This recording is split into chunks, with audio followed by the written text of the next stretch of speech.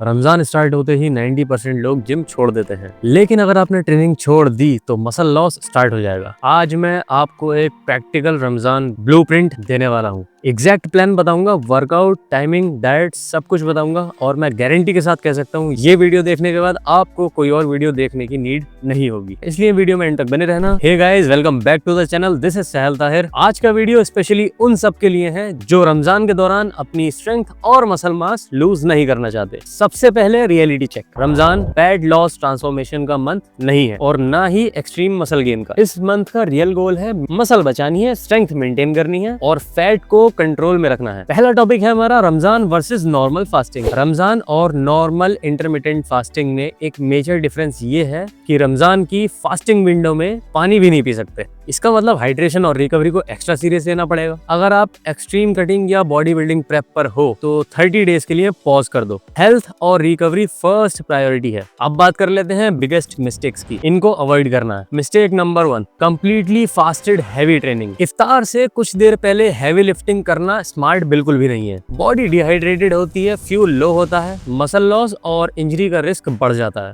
Mistake number 2, दिन भर रोजा था, अब इफ्तार में कुछ भी खा लो। ये सबसे डेंजरस ट्रैप है। फ्राइड और शुगरी फूड्स कैलोरीज से भरे होते हैं और न्यूट्रिएंट्स के नाम पर इनमें कुछ नहीं होता। प्रोटीन और कैलोरीज को ट्रैक करना जरूरी है। अब बात आती है वर्कआउट टाइमिंग की, जो कि है हमारा थर्ड टॉपिक। इसमें मैं आपको 3 ऑप्शंस दूंगा according to your situation. Option number 1 most practical, जो मेजोरिटी पीपल कर पाएंगे और सबसे बेस्ट, तरावी के बाद वर्कआउट और वीकेंड से इफ्तार के अराउंड 3 घंटे बाद। वाई? बॉडी हाइड्रेटेड होती है, डाइजेशन हो चुका होता है, एनर्जी भी स्टेबल होती है और हैवी ट्रेनिंग करना पॉसिबल हो जाता है। बस कंडीशन ये है, वर्कआउट 45 to 60 मिनट्स का रखो मैक्सिमम, वरना आपकी स्लीप डिस्टर्ब हो सकती है। ऑप्शन नंबर 2 है इफ्तार के 1 से 1.5 घंटे बाद, बट वो पॉसिबल हो नहीं पाता क्योंकि तरावी पढ़नी होती है। ऑप्शन 3 और लास्ट चॉइस, इफ्तार से 40-50 मिनट पहले, लेकिन इस बात का ख्याल रखना है कि वर्कआउट शॉर्ट हो, वॉल्यूम काफी लो हो और हैवी पीआरस का तो सोचना भी मत। अब आता है fourth topic, training structure, the game changer. Ramzan में 6-7 दिन ट्रेनिंग की जरूरत बिल्कुल भी नहीं है। हमारा मेन गोल मसल्स प्रिजर्व करना है, तो वीक में 3 से 4 वर्कआउट्स इनफ है। फुल बॉडी कर लो या पुश पुल लेग्स कर लो, ये बेस्ट है दोनों।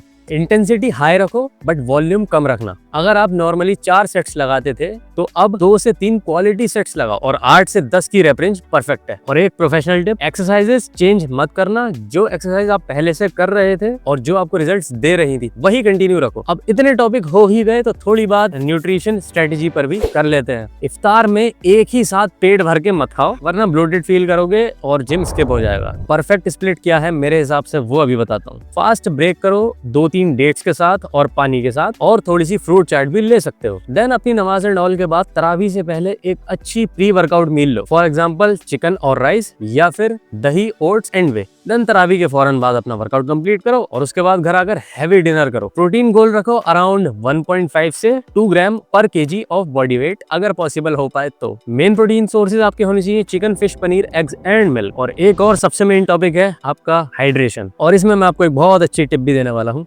जिससे आपकी बॉडी आपके पूरे फास्टिंग टाइम पीरियड में काफी हद तक हाइड्रेटेड रहेगी। 13 घंटे बिना पानी के बाद आपकी बॉडी के ग्लाइकोजन और हाइड्रेशन दोनों की बैंड बच चुकी होती है। अब करना क्या है, इफ्तार से सहरी तक 2-3 लीटर पानी निपटा दो, एक साथ नहीं, सिप सिप करके। और अब साइंस समझो, कोकोनट वाटर ऐड करो, ये आपके इलेक्ट्रोलाइट्स काफी हद तक रिप्लेनिश कर देगा। इसका पोटेशियम आपके मसल्स को दोबारा पंप करेगा और हाइड्रेशन को सेल लेवल तक लेकर चला जाएगा। लॉजिक यूज करो, नेक्स्ट डे प्यास कम लगेगी। कैफीन को बिल्कुल अवॉइड करो, डिहाइड्रेशन और हेडेक्स को दावत दे सकता है। अब बात कर लेते हैं सहरी ब्लूप्रिंट की, जो कि आपका फ्यूल होने वाला है अगले पूरे दिन के लिए। सहरी कभी भी स्किप नहीं करनी चाहिए, रिलीजियस पॉइंट ऑफ व्यू से भी और फिटनेस पॉइंट ऑफ व्यू से भी। सहरी इज योर फ्यूल टैंक।